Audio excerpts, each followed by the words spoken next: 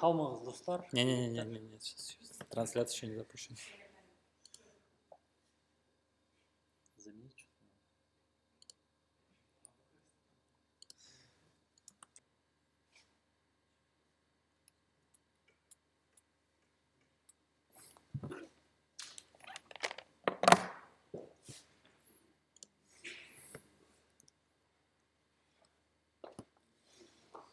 Все, видно. Все, да?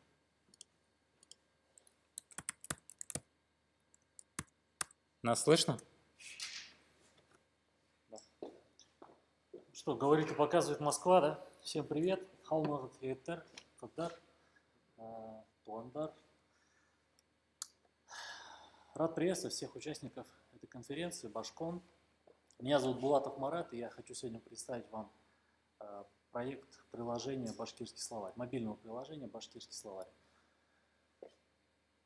Давайте начнем по порядку. Как и любая идея, любой проект, любая реализация некого проекта начинается с идеи. Соответственно, идея возникает всегда из потребностей людей. Поэтому я, будучи, так скажем, у меня возникла потребность, да, то есть,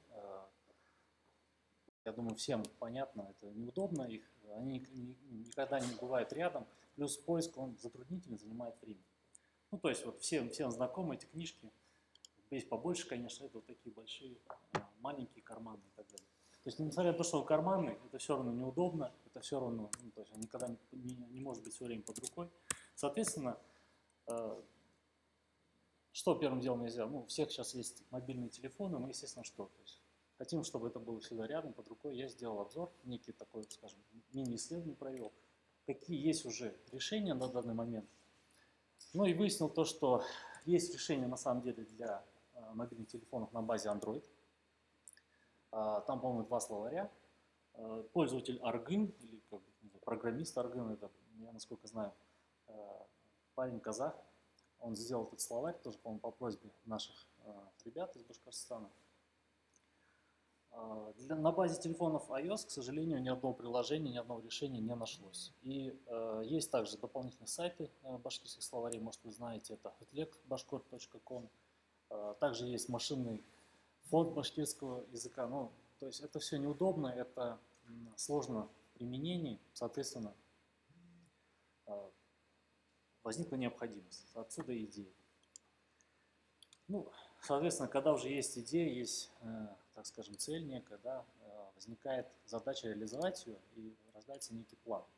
Во время, так скажем, обзора, да, я столкнулся, сделал такое еще, так скажем, отклонение и посмотрел, какие другие языки малых народов России, да, уже представлены, да, то есть на какие языки уже разработаны словари, приложения, и заметил, что в принципе есть народности, которые меньше, чем башкиры, да, то есть там кавказские народности, да, там кумыкский язык, лезгины, то есть они уже представлены, уже есть словари, осетинский язык, балкарский язык.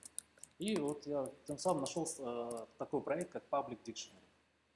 Его автором, так скажем, создателем, программистом является Заур Агамов, он сам Лезгин, бывший сотрудник Яндекс. То есть очень интересный молодой человек. Я вот записал, он сам не в Москве, он работает и живет за границей.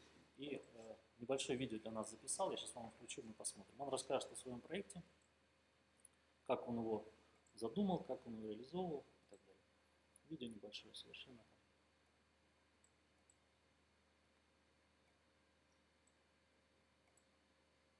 Звук будет? Так, сейчас нет. Надо на самом деле по-другому. Так, звук. Хотя бы здесь пусть будет звук, а мы покажем это туда. Здесь был звук, когда мы делали сюда. Был звук? Когда? Ну, когда я пробовал. Серьезно был, да? Был вроде. Нет, наверное. Надо одновременно включить. Сейчас как там найти это видео? Я не могу себя включить. Где найти? Я тебе ссылку отправлял в ВКонтакте. Точно. Только тут сможешь открыть. Сейчас.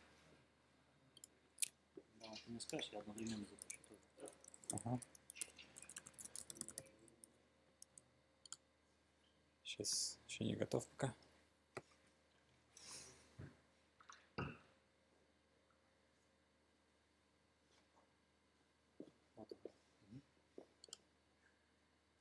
лучше в этом ютубе открой. Вот здесь, наверное, тебе дальше смотреть.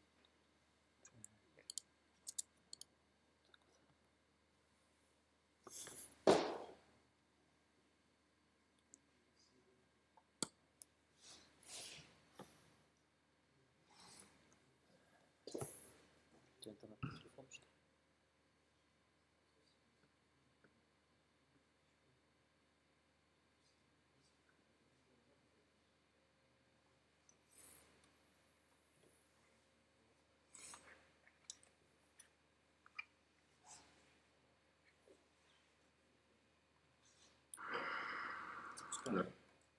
Запускай. Запускаем. Раз, два, три. Давай. Здравствуйте, друзья! Меня зовут Заур Агамов, и я рад вас всех приветствовать на Башкирской технологической конференции Башкон. Я являюсь автором некоммерческого проекта по сохранению малых языков в России, который называется Public Dictionary. Так, что такое Public Dictionary, расскажу вкратце, в чем его смысл и цель. В России насчитывается около 175 языков, на которых говорит население нашей страны. Из них около 120, согласно данным ЮНЕСКО, находятся в опасности исчезновения. В зонах риска исчезновения. Все меньше людей начинают говорить на своем языке. Молодежь язык не знает, или знает его очень плохо, стесняется на нем говорить. Это все приводит к тому, что становится гораздо меньше людей, которые владеют языком, умеют изъясняться, писать, говорить. И в конечном итоге приводит к тому, что язык используется все реже, реже и реже. Вообще сейчас очень сильное влияние на исчезновение языка оказывает ускоренный темп нашей жизни, урбанизация. Все стремятся, в нашей стране, например, все народности стремятся говорить на русском языке. Среди молодежи считается немодным, зазорным говорить на родном языке, знать родной язык.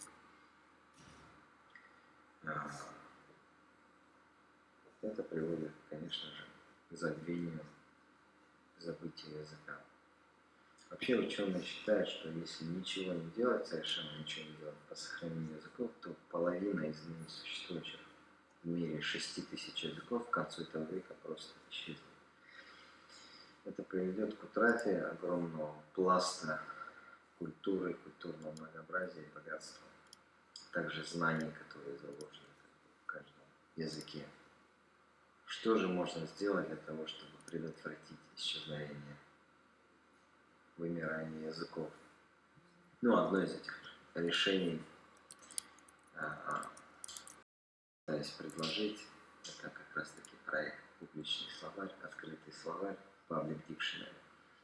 Каждого языка мы делаем сайт и мобильные приложения со словарем, словарь языка. То есть,